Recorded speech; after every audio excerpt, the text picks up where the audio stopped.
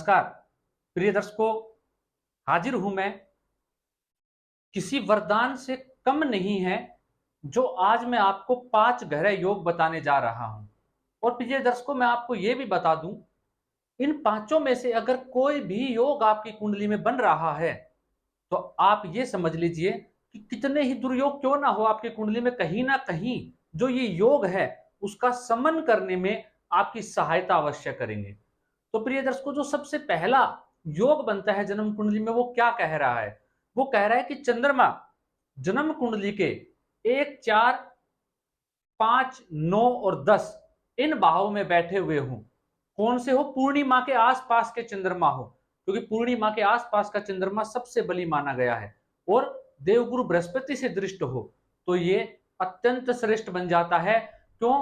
मैं आपको साथ के साथ समझा देता हूं। क्योंकि आप जानते हैं चंद्रमा मन का कारक है, माता का कारक है, क्योंकि चौथे भाव में कर्क राशि आती है, साथ साथ सुख संपत्ति वाहन का भी कारक है। अगर चंद्रमा मजबूत है तो आप मन से इतने स्ट्रोंग होंगे, इतने मजबूत होंगे आपका मन, कि आपका मन कभी भी इधर उधर की चीजों में ना भटकेगा, ना परेशानी आपके मन में ज्यादा होने देगा। तो अगर आपका मन ठीक रहेगा तो आपका हर कार्य में मन लगेगा, आप अपनी कंसंट्रेशन पावर के जरिए अपना हर कार्य कर पाएंगे। आपके घर में सुख शांति का वातावरण सदैव बना रहेगा। अगर आप सोचते ज्यादा रहेंगे, करेंगे कम और मन से दुखी रहेंगे, तो आप स्वयं जानते हैं आप कभी भी आगे नहीं बढ़ सकते। और पूर्णिमा का जब चंद्रमा आसपास का होता है, बेहद श्रेष्ठ, बहुत बलशाली हो जाता है। और साथ में गुरु की दृष्टि पड़ जाए तो अति उत्तम। ऐसा जातक ज्ञानी बन जाता है, साथ साथ ही गज केसरी का योग भी बन जाता है। ऐसा जातक निरंतर अपने जीवन में पुरुषार्थ करता रहे तो कभी भी ऐसा जातक असफलता का मुंह देख ही नहीं सकता। अगर ये योग आपकी कुंडली में है तो जातक सफल होता है, आगे बढ़ता है और दोस्तों का सम्मान होता है।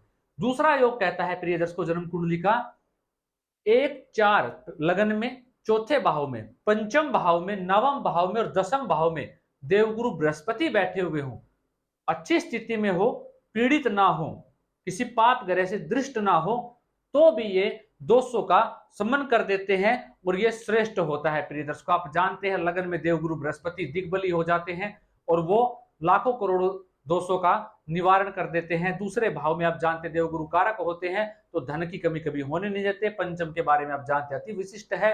नवम में भी देवगुरु अति विशिष्ट होते हैं। दसम में भी देवगुरु कारक होते हैं। तो शासन प्रशासन राजनीतिक के ऐसे जातक को फायदा उसके जीवन में हमेशा होता रहता है। तो ये बताने की आवश्यकता नहीं, आप ये जानते हैं। तीसरा सूत्र कहता है, अगर भाग्येश के ऊपर भाग्येश भाग्य भाव में बैठे हो स्वयं अपनी राशि में, और उस पर देवगुरु बृहस्पति की दृष्टि पड़ जाए, तो भी ये कई दोषों का सम्मन कर देता है। क्यों कर देता है? आप जानते हैं ऐसा जातक भगवान की शरणागति में रहता है सदैव। ऐसा जातक ज्ञानी होता है, विद्वान होता है, धर्म को मानने वाला होता है, धर्म के पथ पर चलने वाला होता है, लोगों की मदद करने वाला होता है, सहायता करने वाला होता है। धार्मिक स्थलों पर ऐसा जातक खूब यात्राएं करता है, मंदिरों में भी खूब अपना योगदान ऐसा जातक देता हुआ आपको मिल जाएगा, जिसका भाग्य स्थान में बैठा हुआ है और देवगुरु बृहस्पति की दृष्टि पड़ रही है। भाग्य से धनी होता है ऐसा जातक। थोड़ा सा कार्य करने के लिए आगे कदम क्या बढ़ा ले, भाग्य उसका निरंतर साथ देता चला जाता है। ऐसा जातक सफलता बहुत जल्दी अपने जीवन में पा लेता है। क्यों? क्योंकि पुरुषार्थ कम और भाग्य का साथ ज्यादा ऐसे जातक को जीवन में प्राप्त होता रहता है। प्रिय दर्शकों, वही प्रिय दर्शकों, जो चौथा सूत्र है जन्म कुंडली का, वो जान लीजिए वो क्या कहता है। वो कहता है कि तीसरे भाव में राहु बैठ जाए जाके जन्म कुंडली के, छठे भाव में शनि बैठे और भाग्य स्थान में देवगुरु बृहस्पति बैठ जाए। इसका उदाहरण मैंने आपको दे दिया। देवगुरु बृहस्पति दृष्टि भाग्य में हो या भाग्य पे हो या भाग्य में जाके बैठ जाए, अति उत्तम होता है। ये मैं आपको बता भी चुका हूं। और कहा कि दसम में मंगल हो या 11वें में सूर्य बैठ जाए। अगर इनमें से कोई भी स्थिति आपकी कुंडली में बन रही है, कोई भी ग्रह जो मैंने आपको बताया ऐसे बैठे हुए हैं, तीसरे भाव का राहु आप जानते हैं, ऐसे जातक को पुरुषार्थी बना देता है, साहसी बना देता है। ऐसा जातक अपने जीवन में अपने पुरुषार्थ के चलते इतना धन अर्जित करता है कि आप सोच भी नहीं सकते। ऐसे जातक को कभी हार नहीं माननी चाहिए, थकना नहीं चाहिए, निरंतर प्रयास करते रहना चाहिए। भाग्य के भरोसे तो ऐसे जातक को बिल्कुल भी नहीं बैठना चाहिए जिसका राहु तीसरे घर में हो। निरंतर पुरुषार्थ को अपना साथी बना ले, सफलता उसको मिलती रहेगी। असफलता का मुंह ऐसा जातक कभी नहीं देखा जिसका तीसरे भाव में राहु है। षष्ठ का शनि आप जानते हैं सबसे श्रेष्ठ अगर कोई जगह है शनि के लिए तो जन्म कुंडली का षष्ठ भाव है। ऐसे में षष्ठ में जाके शनि क्या करेंगे, रोग रिपु और ऋण इनसे मुक्ति दिला देंगे आपको, शत्रु आपके पनपने ही नहीं देंगे, शत्रु अंता बना देंगे यहाँ पे, और शत्रु आपका कुछ नहीं बिगाड़ सकते हैं। वहीं रोग रिपु ऋण भी तो हमारे शत्रु ही है प्रिय दर्शकों, अगर आप ये समझ पाए तो आप इसको समझ लीजिए, क्योंकि रोग हो गया वो भी हम उससे लड़ रहे हैं तो वो भी हमारा शत्रु ही हो गया। ऋण अगर हमारे ऊपर कर्ज आ गया तो भी वो हमारा शत्रु हो। तो शनि यहाँ पे बैठ के आपकी सुरक्षा करेंगे, रोग रिपु ऋण से आपको सदैव बचा के रखेंगे। अगर आपके साथ ये नहीं होगा तो जीवन में कई दोषों का सम्मान कर देंगे अकेले शनि षष्ठ बाहु में बैठ के। वहीं प्रिय दर्शकों नवम के गुरु के बारे में मैं आपको बता ही चुका हूं। दसम का मंगल इतना श्रेष्ठ होता है कि कोई हद ही नहीं है। इसको कहा गया ये कुल दीपक योग है जन्म कुंडली में। जिसका भी मंगल दसम में, ऐसे जातक को कमीशन से संबंधित कार्य करना चाहिए, खूब तरक्की करता है। ऐसे जातक को पेट्रोलियम से संबंधित कार्य करे, वहां भी ऐसा जातक तरक्की करता है। ठेकेदारी का कार्य करे, वहां भी तरक्की करता है। ऐसा जातक को एक ही चीज का ध्यान रखना चाहिए, क्योंकि वो अपने से बढ़ के किसी को कुछ नहीं समझता है और अपने दोस्तों के ऊपर अपना इतना अधिकार समझता है कि बस जो मैं बोलूं वही वो करें। और संतान के साथ ऐसे जातक के ज्यादा मधुर संबंध नहीं देखे जाते जिसका मंगल दशम में होता है।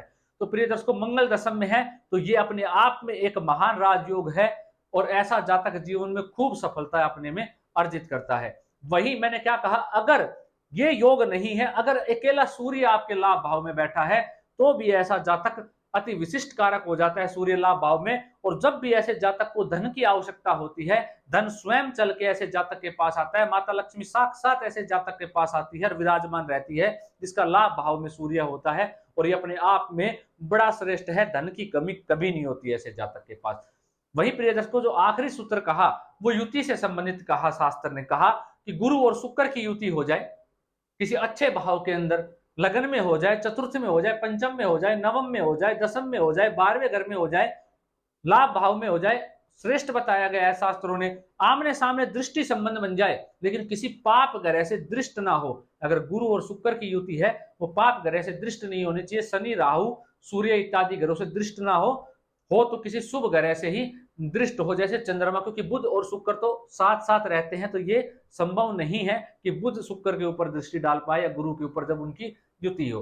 वही प्रिय दर्शकों कहा कि गुरु और बुध जन्म कुंडली में युति संबंध में हो, किसी अच्छे भाव के अंदर हो, जैसा कि मैंने आपको बताया लगन में हो, दसम में हो, एकादश में हो, नवम में हो, पंचम में हो, तो श्रेष्ठ प्रभाव देखने को मिलेगा। वहीं गुरु और चंद्रमा की युति हो, लेकिन इसमें याद रखना किसी पाप ग्रह की दृष्टि नहीं होनी चाहिए। गुरु और चंद्रमा की युति हो, कहां हो, चतुर्थ भाव में हो जन्म कुंडली के, नवम में हो, पंचम में हो, लाभ भाव के अंदर हो, तो भी श्रेष्ठ फल आपको देखने को मिलेगा। प्रिय दर्शकों जो ये मैंने 5 सूत्र आपको बताए, लगभग अगर आप युतियों को लगा के वैसे देखेंगे तो कम से कम 10 ऐसे योग मैंने आपको बताए। अगर इनमें से कोई भी आपकी कुंडली में एक योग है तो ये आपकी कुंडली में जो दुर्योग है उनका सम्मान करने में आपकी मदद करेंगे और आपको आपके जीवन में आगे बढ़ाएंगे। प्रिय दर्शकों इन सूत्रों को आप याद कर लीजिएगा। ये ग्रह योग जो मैंने आपको बताई ये किसी वरदान से कतई कम नहीं है, बिल्कुल कम नहीं है, ये वरदान ही है जिसकी कुंडली में।